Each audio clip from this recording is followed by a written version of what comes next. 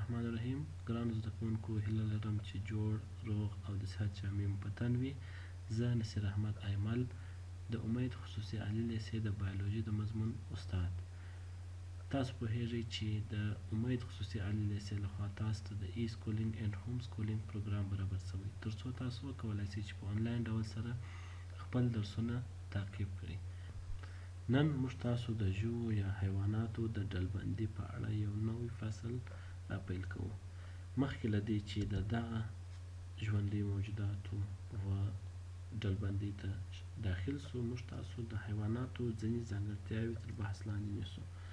لومړنۍ ځانګړنه دا ده چې حیوانات مغلق او کثیرالحجروي ژوندي موجودات دي. مغلق او کثیرالحجروي ژوندي موجودات دي په دې معنا سره چې دوی د زیات شمیر حجراتو څخه جوړ شوي او همدارنګه دوی پیچلي ساختمانونه لري. دوی پیچلي نسجونه، پیچلي غړي، پیچلي سیستمونه لري د نورو ژوندي موجوداتو په نسبت. د دوی حجرې چې دي هغه د نباتاتو د حجرو په پرتله کلوروپلاست او حجروي دیوال نه لري.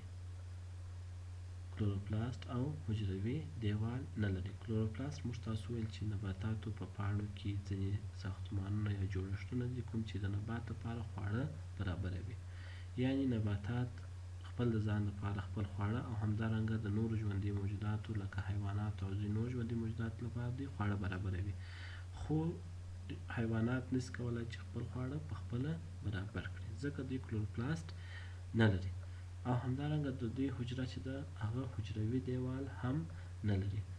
زیاتره حیوانات کولی شي چې په خپل محیط کې په آزاد ډول سره حرکت وکړي او په خپل چاپیریال کې د هڅونکو لاملونو یا په اصطلاح د سټیمولیز په وړاندې یا د ځینې داسې لاملونه چې باید دوی د هغه په وړاندې عکس العمل وښیي، د هغو په وړاندې دوی خپل عکس العمل ښودلی شي. دغه حیوانات پر عمومي ډول په 9 فایلمونو باندې ویشل شوي دي. لومړنی د هغو څخه د سفنجونو فایلم یا فایلم پولیفیرا. په دغه فایلم کې موږ تاسو د سفنجونو کوم نوعې چې دي هغه ټوله په دغه فایلم کې شامل دي. دوهم د کڅوړبدونو فایلم. په دغه فایلم کې ټول هغه ژوندي موجودات یا ټول هغه حیوانات کوم چې کڅوړې ته ورته بدلونه ولري شامل دي، مثلا جلی فیش، مثلا هایدرا. د پلنو چینجانو فایلم. په دغه فایلم کې د ټولو پلنو چینجانو کوم سپیشیز چې دي هغه ټوله په دغه فایلم کې شامل دي. د ګردو چینجانو فایلم، د بند لرونکو چینجانو فایلم، د پاسته بدونو فایلم، د مفصلیه یا ارتروپود فایلم، د اغزي پوټک فایلم یا هغه حیوانات کوم چې پوستکی اغزي ولري، او د کورداتا فایلم.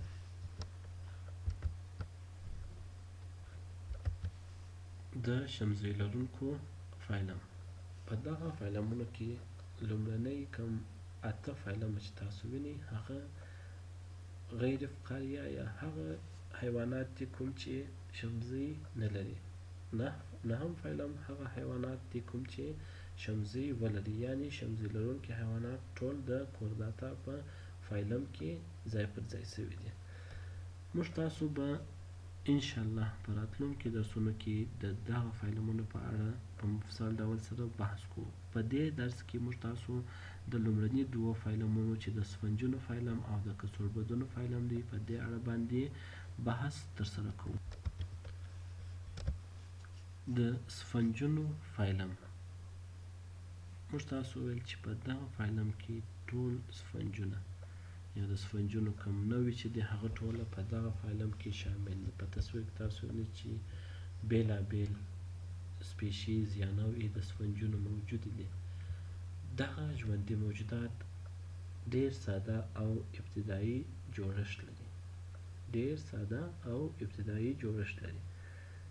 دوی زیاتره د ورته حجرو څخه جوړ شوي دي، کوم مشخص نسجونه یا غړي نه لري.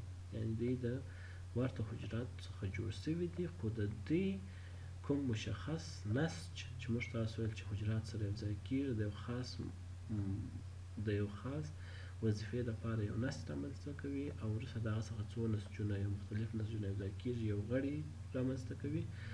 دوی د ورته حجراتو څخه جوړ سوي دي خو په دوی کې کوم مشخص نسج او مشخص غړي نه لیدل کېږي. دغه حیوانات یا دغه سفنجونه په اوبو کې په ساکن ډول سره ژوند کوي، یعنې دوی بغیر د حرکت څخه د اوبو په تل کې په خوږو اوبو او سمندرونو په تل کې دوی ژوند کوي. دوی خپله غذا د اوبو او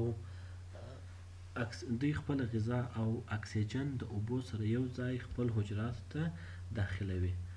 دغه تاسو په تصویر کې چې وینئ د سفنجونو یو ساختمان دی چې دوی کله غذا او اکسیجن د اوبو د لارې حجرو ته داخل کوي، وروسته د هغه څخه چې د هضمې پروسې پای را ورسېدی، یعنې هضمي پروسه پای ته ورسېدل، وروسته دغه اضافي کوم مواد چې دي هغه د اوبو سره یو ځای دلته موږ تاسو یو ساختمان لرو د اوسکولم په نامه. د دغه اوسکولم څخه د اضافي مواد چې دي هغه د سفنجونو د عضویت څخه د باندې وځي. موږ تاسو وویل چې دغه ژوندي موجودات یا دغه حیوانات چې دي هغه په خوږو اوبو او سمندرګیو کې ژوند کوي، یعنې د سمندرونو په تل کې ژوند کوي. تاسو وینئ ټوله سفنجونه چې دي هغه په بیل بیل رنګونو سره د سمندرونو په تل کې یا د سمندرونو په پای کې دوی اوسیږي. زیاتره د دغه سفنجونو په مشترک ډول سره اوسیږي، په مشترک ډول سره ژوند کوي او د دغه سفنجونو په داخل کې زیات سمندري کم حیوانات چې دي هغه ژوند کوي، یعنې د دوی د عضویت په داخل کې زیاتره یعنې دوی کله یو ځای ژوند ترسره کوي، د دوی په منځ کې زیات سمندري حیوانات هم ژوند کوي، مثلا ځینې ماهیان، مثلا چنګاښ، مثلا ځینې چینجان او داسې نور هم د دوی په عضویت کې ژوند کوي.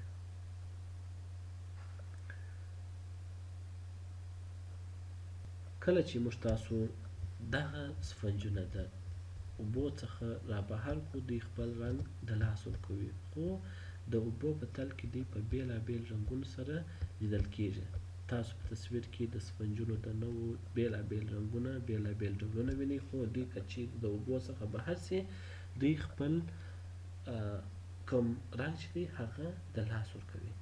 د دوی خواړه چې دی هغه د تجزیه شوي عضوي موادو او بکتریا او یا هم ځینې پروټوسټاو د نوع څخه کوم چې په اوبو کې تجزیه شوي وي د هغو څخه لاسته راوړل کېږي، یعنې د دوی غذا چې ده هغه په اوبو کې تجزیه شوي وي، په اوبو کې حل شوي وي. دوی وروسته دغه غذا او همدارنګه اکسیجن د اوبو سره یو ځای خپل عضویت ته داخلوي، وروسته د هضمې پروسې څخه دغه اضافي مواد چې کوم وو موږ تاسو ویل چې د اوسکولم په نامه باندې یو ساختمان دی، د هغه د لارې د باندې باسي. د فایلم یا د فایلم پوریفیرا په اړه باندې مو همدومره معلومات کافي دي. موږ تاسو دوهم فایلم چې د کویلنټریټا فایلم یا د کڅوړبدنو فایلم دی د دې په اړه باندې ځینې معلومات ترلاسه کوو. لومړنی دا چې هغه حیوانات چې په دغه فایلم کې شامل دي ټول په اوبو کې ژوند کوي، ټول په اوبو کې ژوند کوي او دوی کڅوړو ته ورته بدنونه لري. دوی په دغه کڅوړو ته ورته ساختمان کې د هضمي کانال یو خالیګاه لري، یعنی دوی په دغه کڅوړو ته ورته کوم جوړښت دی په دې کې ګاستروواسکولر کیویټي یا د هضمي خالیګاه او دوی د توکو د داخلېدو او خارجېدو لپاره یو سوری لري، یعنی د دوی ماوت او انس د توکو د داخلېدو لار او د توکو د خارجېدو لار چې ده هغه یوه ده.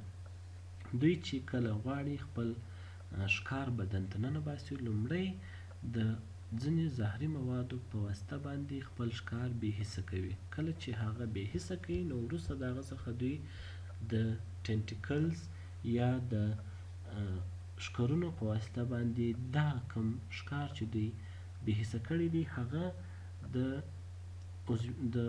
د دغه ټینټیکلز په واسطه باندې خپل بدن ته ننباسي. په دغه کې هایدرا، مرجانونه، سمندري شقایق او جیلی فیش چې دي هغه د دغه فایلم د حیواناتو له ډلې څخه دي.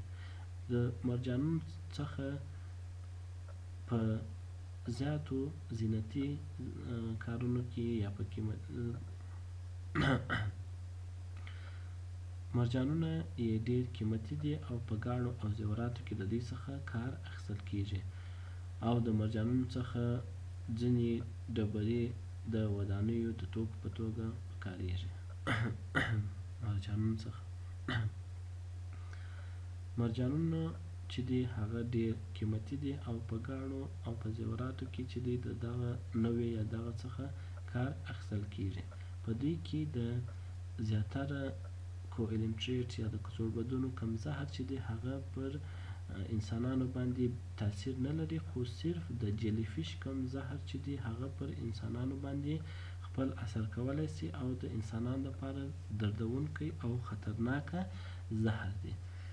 موږ تاسو د دغه دوه فایلمونو په اړه باندې ځینې معلومات لاسته راوړل. د نن دپاره مو دغه دوه فایلمونه بس دي تر بل ساعته پورې تر څو موږ تاسو نور فایلمونه مطالعه کوو. پر پاک الله مو سپارم. ښه وخت ولرئ.